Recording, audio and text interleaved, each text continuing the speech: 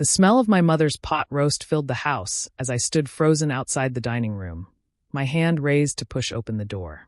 I'd just run upstairs to grab my portfolio. Dad had asked to see the designs for my firm's latest project, and was heading back when I heard my boyfriend's voice, low and conspiratorial. "Look, Mr. Garrison, I need to be honest with you." That was Tyler's serious voice, the one he used for client presentations and asking for raises. My stomach tightened. "About what, son?" My father's voice was warm, welcoming. He'd loved Tyler from day one. The all-American boy who played lacrosse at Cornell and worked at Goldman Sachs. Every father's dream for his daughter. About Jessica. I pressed myself against the wall, heart hammering. Through the crack in the door, I could see them at the table. Tyler leaned forward man-to-man, while my mother bustled in the kitchen and my teenage sister Sophie scrolled through her phone. Jessica's cute, but no wife skills. Tyler's words hit like physical blows. Can't cook, too career-focused. I mean, she's great for now, but for a family? For kids? She works 80-hour weeks. She can't even make eggs without burning them. Sophie's head snapped up from her phone, eyes wide. Dad's expression didn't change, but I saw his fingers tighten on his wine glass. "I see," Dad said mildly. "And this concerns you?"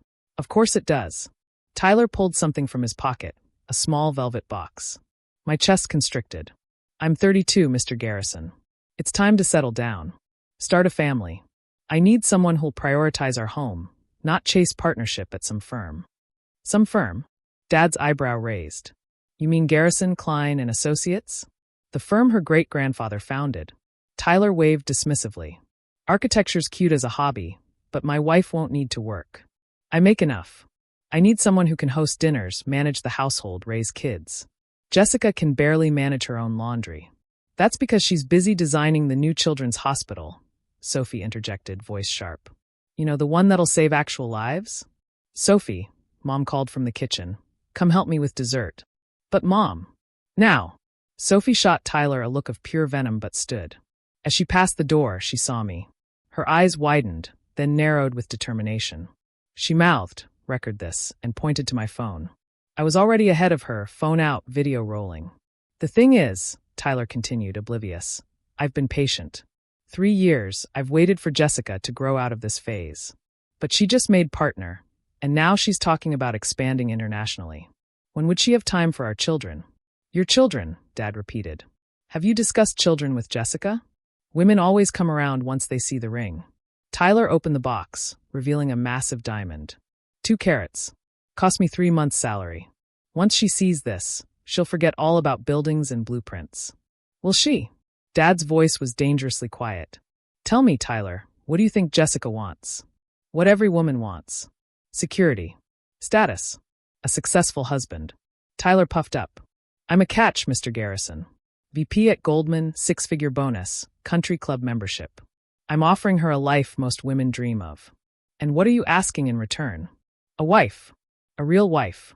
Someone who has dinner ready when I get home, who keeps the house perfect, who looks good at company events." Tyler leaned back, confident. "My boss's wife, now that's marriage material. Columbia English degree, but she hasn't worked a day since the wedding. Runs their household like a Fortune 500. That's what I need." "I see." Dad set down his wine glass. "And Jessica knows none of this?" "Of course not. You don't tell a woman she's not marriage material. You propose, get her excited about the wedding, then slowly transition her out of work." Tyler smirked. "My mom did it. Worked until the first kid, then understood her real job was supporting my father." "Your mother?" Dad's smile was razor-sharp. "The one who calls Jessica that career girl at every family function? Mom knows what makes a marriage work. 40 years with Dad." 40 years. Dad nodded. "Tell me, Tyler, what would you do if Jessica refused to quit?" Tyler laughed. "She won't. Once she's pregnant, hormones kick in. They all want a nest. It's biology." My hands shook with rage. 3 years. 3 years of my life with this man who saw me as a renovation project. "Good thing she doesn't need a husband," Dad said suddenly, his voice cutting through Tyler's chuckle. "Excuse me? Jessica doesn't need a husband." Dad stood, all 6'4" of him towering over Tyler. "She just made partner at the firm. Youngest in our history. Do you know why? Diversity hire?" Tyler suggested, then blanched at Dad's expression.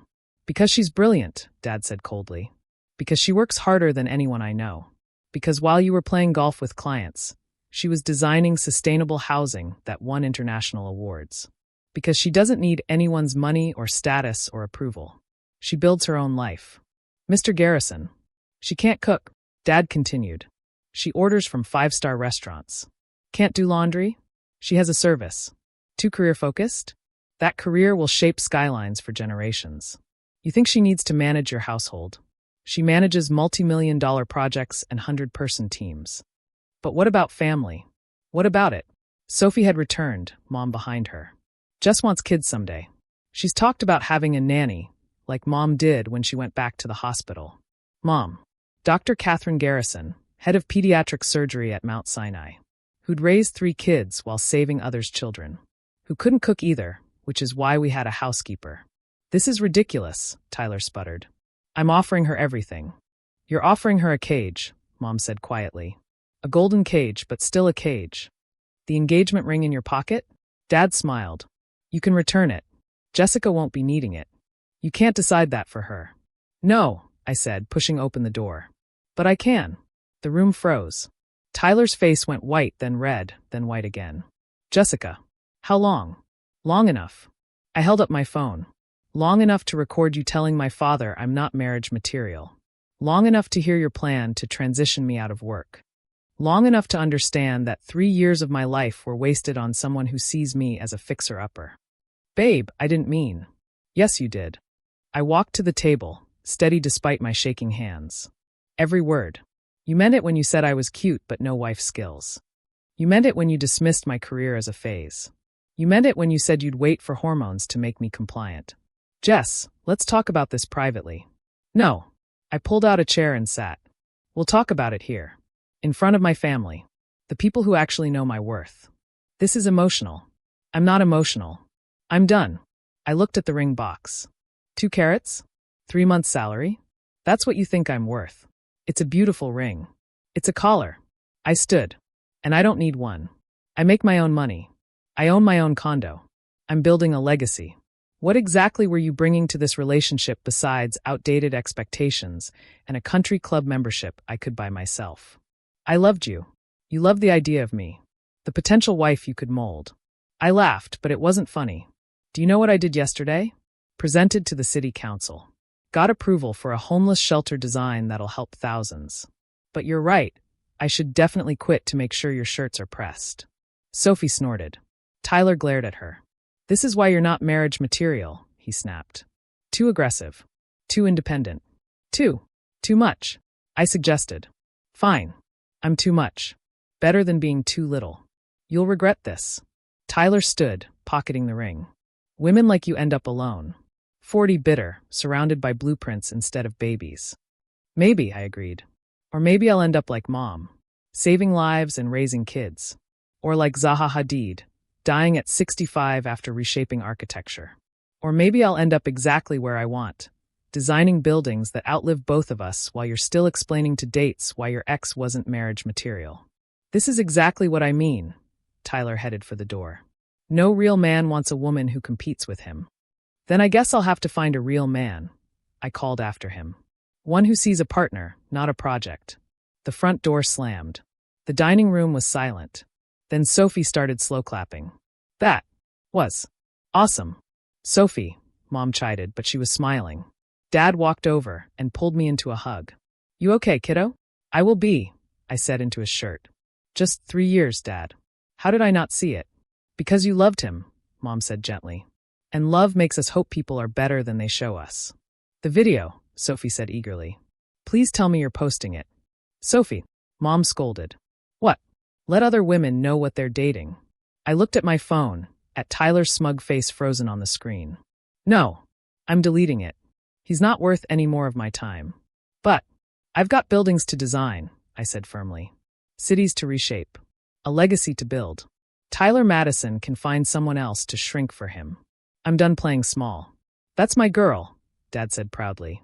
Besides, I added, grinning at Sophie, I recorded him admitting he thinks architects are cute hobbyists. Wait until the American Institute of Architects hears that Goldman Sachs VPs think design is adorable. You wouldn't, Sophie gasped. Wouldn't I? I winked. I may not have wife skills, but I've got excellent professional networking abilities. That's definitely my girl, Mom laughed. Later that night, I sat in my condo, the one I'd bought myself, decorated myself, lived in myself, and looked at my drafting table. The children's hospital plans were spread out, waiting for final touches. Tomorrow, I'd present to the board. Next week, we'd break ground. In 10 years, sick kids would get better in something I created. Tyler's ring would have been 2 carats. My buildings would shelter thousands. No contest. My phone buzzed. A text from an unknown number. Hi, Jessica. This is Marcus Chin from the mayor's office. Loved your shelter presentation. Free for coffee Tuesday. Have a huge project you'd be perfect for. P.S. My wife's an architect too. I cook. I smiled and typed back. Coffee sounds great. Fair warning, I'm apparently not marriage material. His response was immediate. Perfect. My wife says marriage material is overrated. Building material is what changes the world. I laughed, really laughed, for the first time all day. Tyler was right about one thing. I'd never be the wife he wanted. Thank God for that.